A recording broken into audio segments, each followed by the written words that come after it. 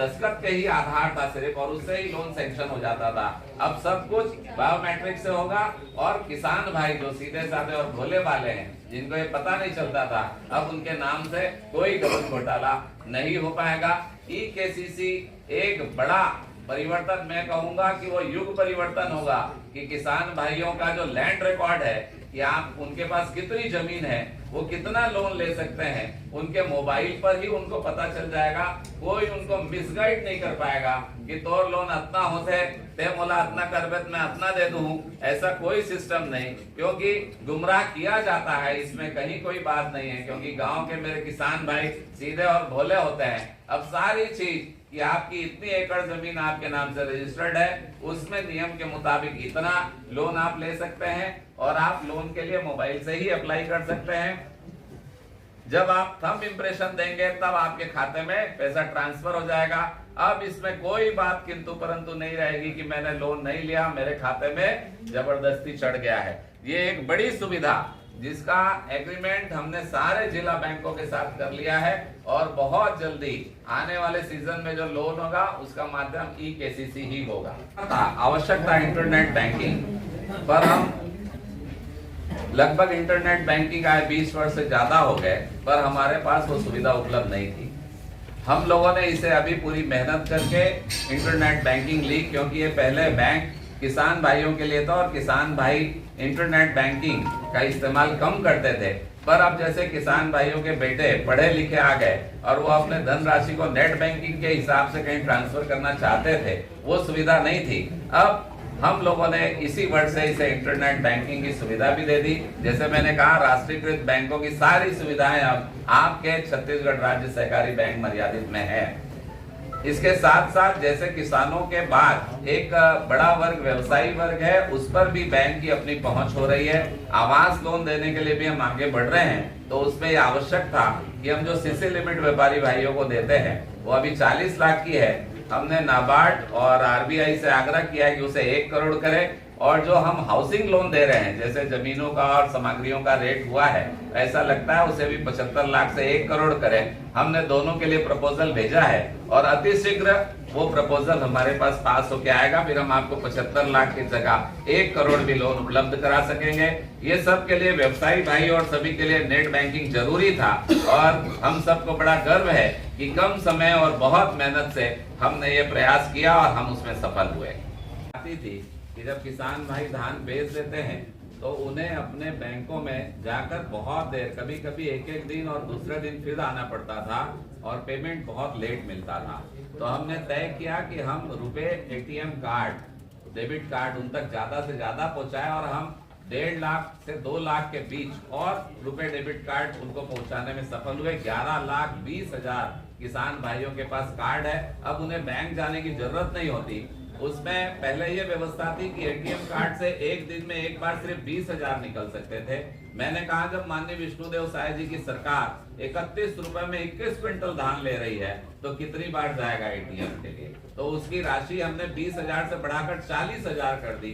अब पूरे भारत देश में किसी भी एटीएम से छत्तीसगढ़ राज्य सहकारी बैंक का पेमेंट किसान भाई जाकर एक दिन में 40,000 रुपए निकाल सकता है, और वो उसी दिन चाहे तो जो सहकारी सोसाइटीज में एटीएम, माइक्रो एटीएम लगे हुए हैं, जिनकी संख्या 2058 है प्रदेश में, वहां से पहले 10,000 रुपए निकाल सकता था, अब एक बार में 20,000 रुपए निकाल सकता है। अन्नदाता को अब अपना धान बेचने के बाद पैसे के लिए कहीं घूमने की आवश्यकता नहीं है।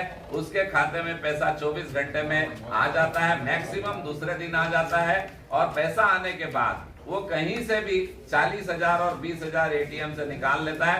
उसे अपने घर से बैंक तक भी जाने की कोई आवश्यकता नहीं। पास में जो एटीएम सहकारी समितियाँ हमारी 2058 सहकारी समितियाँ हैं, 6 जिला सहकारी केंद्रीय बैंक है।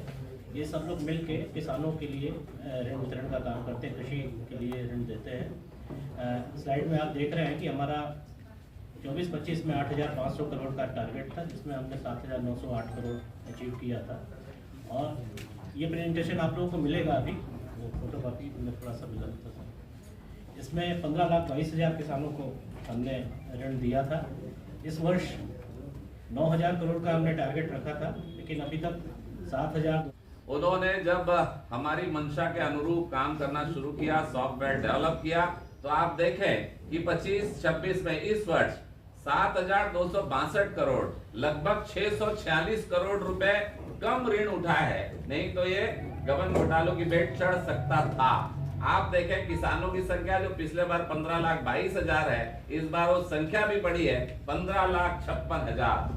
परंतु जो ऋण वितरण है वो सबको हुआ, जिनको आवश्यकता थी उन्होंने लिया।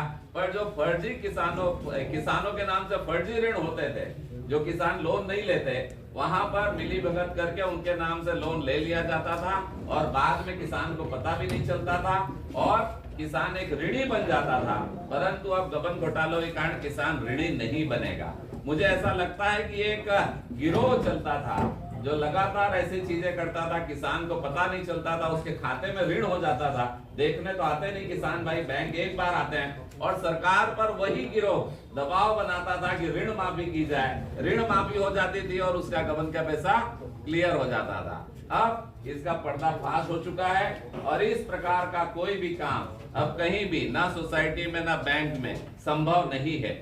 ये आपके सामने बहुत क्लियर है। ये आज का प्रेजेंटेशन हम काम करने के बाद आपके पास रख रहे हैं। हम लगातार ये बात आप तक पहुंचाना चाहते थे, पर हमने प्लान किया है कि जब सब कुछ कंट्रोल में हो जाए, चीजें अच्छी चलने लगना है, उनको साथ में जो व्यापारी वर्ग है उनको भी कुछ लिमिट में सुविधाएं देना अपेक्स बैंक ने प्रारंभ किया है। और हम एक बड़ा सेक्टर जिसे किसानों के साथ साथ, किसानों की सेवा के साथ साथ लेकर चल रहे हैं, वो आवास ऋण है। और आवास ऋण भी 75 लाख तक है।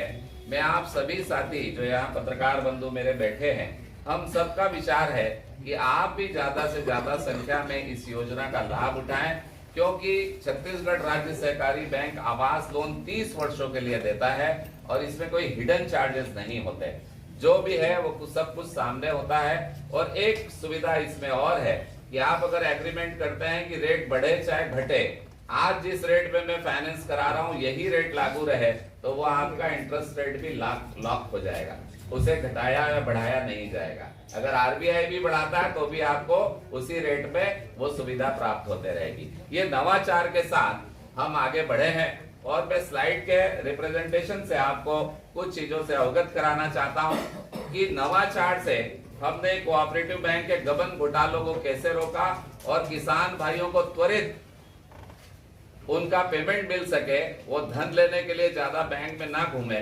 आपको कुछ शिकायतें अन्य विषयों में आती होगी कि बहुत बड़ा प्रोग्राम है धान खरीदी का, 150 लाख टन धान खरीदी होती है, 25 लाख किसान भाई धान बेचते हैं, समय की मर्यादा होती है, कुछ टोकन के विषय होते हैं जो कहीं कहीं शिकायतें आती है। परंतु इस बार बैंक का जो पेमेंट सिस्टम है वो इतना फास्ट, शार्प और क्लियर है कि इसके लिए किसी भी किसान भाई को किसी भी प्रकार की असुविधा का सामना नहीं करना पड़ा। मैं स्लाइड के माध्यम से आपको बीच बीच में वो प्रेजेंटेशन दूंगा और मैं आग्रह करता हूं हमारे आईटी टीम से कि स्लाइड प्रेजेंटेशन चालू करें।